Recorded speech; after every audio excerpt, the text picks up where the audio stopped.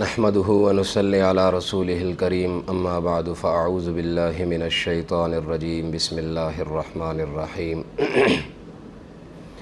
واذكروا الله في ايام معدودات صدق الله العظيم. معزز سامعین، السلام علیکم ورحمۃ اللہ وبرکاتہ. آج کی نشست میں ذوالحج کے حوالے سے جو احکامات لازم ہیں، جن کی اہمیت بہت زیادہ ہے، ان میں سے ایک اہم مسئلہ کی طرف توجہ دلانی مقصود ہے. وہ ہے تکبیر تشریق، یعنی یہ جو مخصوص ایک ایام کے اندر ایک تکبیر جو ہے کثرت سے پڑھی جاتی ہے، اس کے احکام، اس کی تفصیل آج کی نشست میں بیان کی جائے گی. سورہ بقرہ آیت نمبر 203 کے اندر وَاذْكُرُوا اللَّهَ فِي أَيَّامٍ مَعْدُودَاتٍ، جہاں حج کا بیان چل رہا ہے، اللہ تعالیٰ نے یہ ارشاد فرمایا ان چند دنوں میں کثرت سے اللہ تعالیٰ کو یاد کرو. حج کے دنوں میں بھی اور قربانی کے دنوں میں بھی کثرت سے اس تکبیر کو پڑھنا یہ ذوالحج کے احکامات میں سے ہے.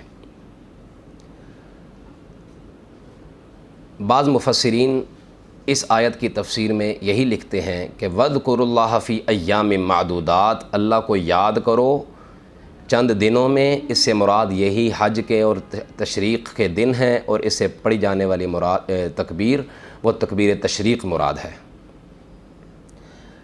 اب یہ تکبیر کب سے شروع ہوگی، کتنے دن کتنی نمازوں میں پڑھی جائے گی؟ حضرت عمر فاروق رضی اللہ تعالی عنہ سے، حضرت علی بن ابی طالب رضی اللہ تعالی عنہ سے، حضرت عبداللہ ابن عباس رضی اللہ تعالی عنہما سے یہ منقول ہے، اور ائمہ میں سے امام محمد بن حسن الشیبانی رحمہ اللہ سے اور قاضی ابو یوسف رحمہ اللہ سے منقول ہے. کیا منقول ہے؟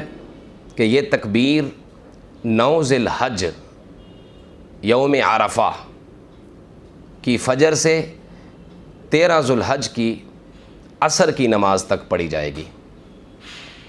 چنانچہ مصنف ابن ابی شیبہ کے اندر عبید بن عمیر سے روایت ہے رحمہ اللہ کہ حضرت عمر فاروق رضی اللہ عنہ یوم عرفہ کی فجر سے ایام تشریق کے آخری دن کی عصر کی نماز تک تکبیر تشریق پڑھتے تھے.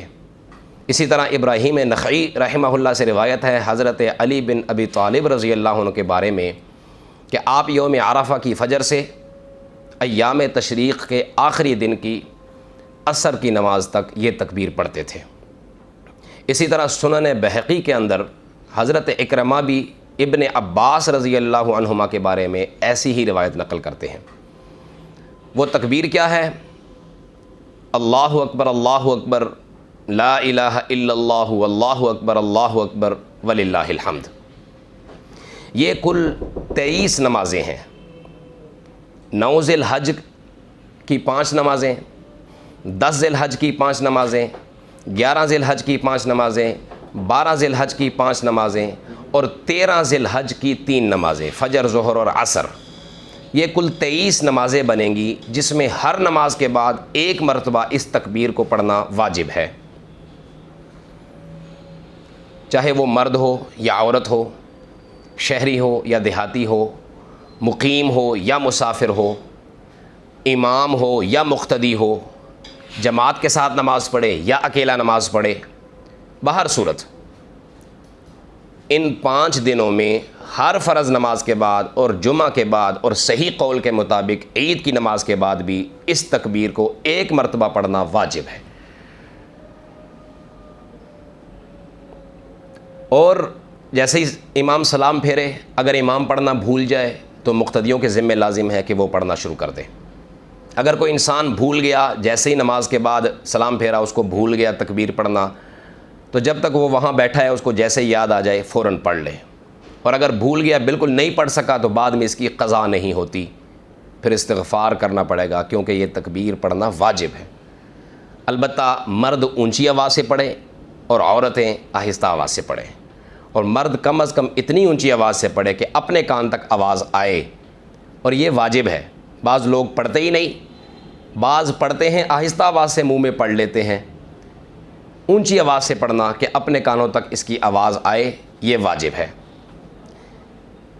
اسی طرح کسی انسان کی کوئی رکعت رہ گئی، بعد میں اس نے اپنی نماز پوری کی، تو جیسے ہی وہ نماز پوری کرے گا بعد میں وہ پڑھے گا۔ کوئی انسان اکیلا نماز پڑھ رہا ہے، جیسے وہ نماز مکمل کرے گا تو وہ اس تکبیر کو بعد میں پڑھے گا۔